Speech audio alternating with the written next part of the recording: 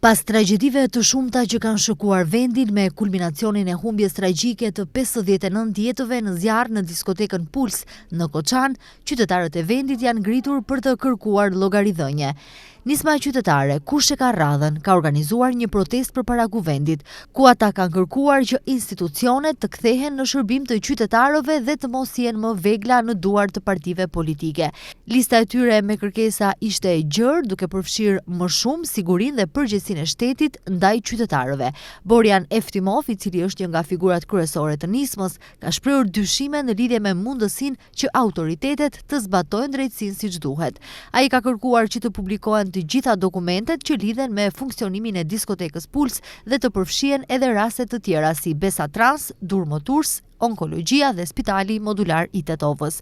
Ata kërkojnë që këto dokumente të bëhen publike dhe të shqyrtohen nga qytetarët për të kuptuar se si ka funksionuar sistemi dhe ku ka dështuar.